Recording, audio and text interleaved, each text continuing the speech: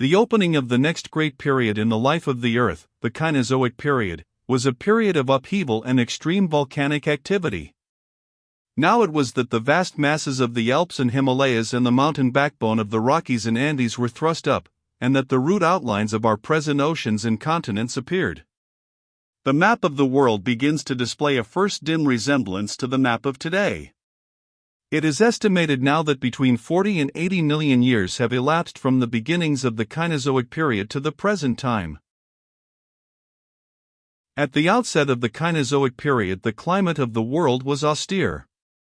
It grew generally warmer until a fresh phase of great abundance was reached, after which conditions grew hard again and the Earth passed into a series of extremely cold cycles, the glacial ages, from which apparently it is now slowly emerging.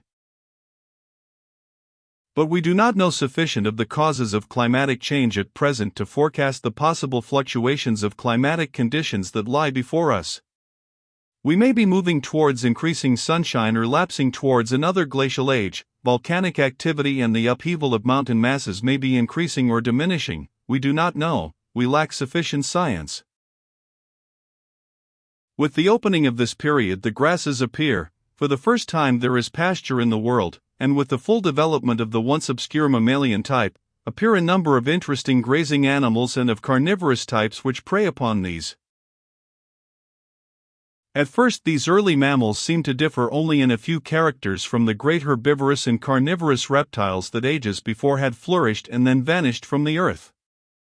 A careless observer might suppose that in this second long age of warmth and plenty that was now beginning, nature was merely repeating the first, with herbivorous and carnivorous mammals to parallel the herbivorous and carnivorous dinosaurs, with birds replacing pterodactyls and so on. But this would be an altogether superficial comparison. The variety of the universe is infinite and incessant, it progresses eternally, history never repeats itself and no parallels are precisely true. The differences between the life of the Cainozoic and Mesozoic periods are far profounder than the resemblances. A mammal of the early Cainozoic period. A mammal of the early Cainozoic period. The Titanotherum, Brontops robustum. The most fundamental of all these differences lies in the mental life of the two periods. It arises essentially out of the continuing contact of parent and offspring which distinguishes mammalian and in a lesser degree bird life, from the life of the reptile. With very few exceptions, the reptile abandons its egg to hatch alone. The young reptile has no knowledge whatever of its parent. Its mental life, such as it is, begins and ends with its own experiences. It may tolerate the existence of its fellows, but it has no communication with them, it never imitates, never learns from them, is incapable of concerted action with them. Its life is that of an isolated individual. But with the suckling and cherishing of young which was distinctive of the new mammalian and avian strains arose the possibility of learning by imitation, of communication, by warning cries and other concerted action, of mutual control and instruction. A teachable type of life had come into the world.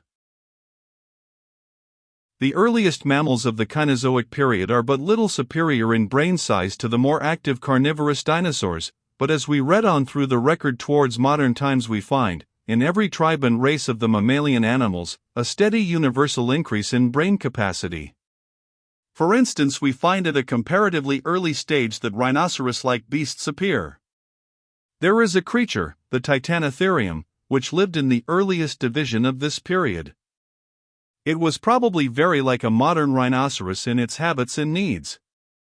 But its brain capacity was not 1/10 that of its living successor.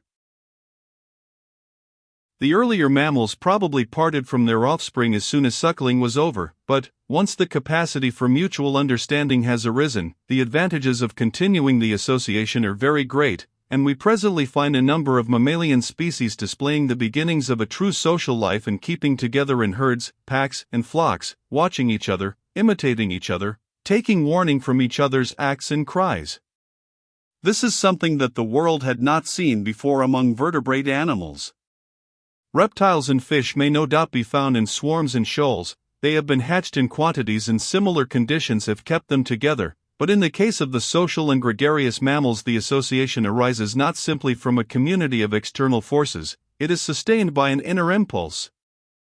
They are not merely like one another and so found in the same places at the same times, they like one another and so they keep together.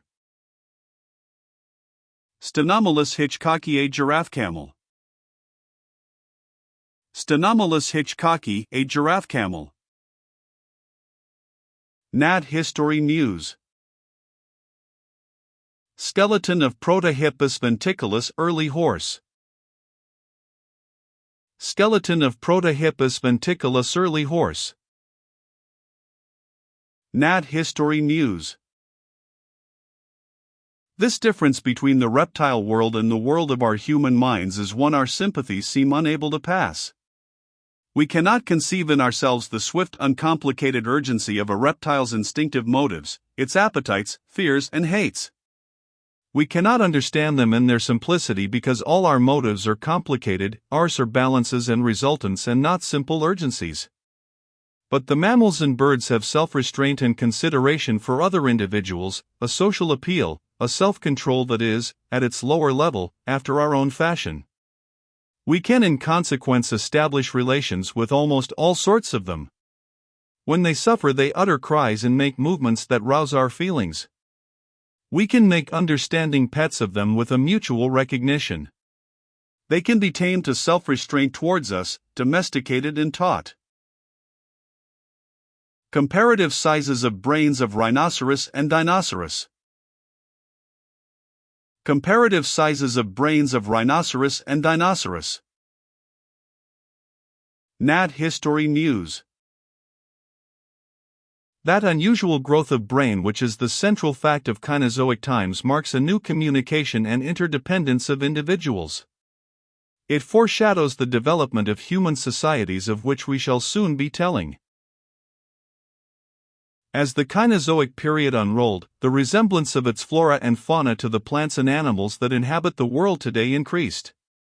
The big clumsy Uintatheres and Titanotheres, the Entelodonts and Hyracodons, big clumsy brutes like nothing living, disappeared. On the other hand, a series of forms led up by steady degrees from grotesque and clumsy predecessors to the giraffes, camels, horses, elephants, deer, dogs, and lions and tigers of the existing world. The evolution of the horse is particularly legible upon the geological record. We have a fairly complete series of forms from a small tapir-like ancestor in the early Cainozoic.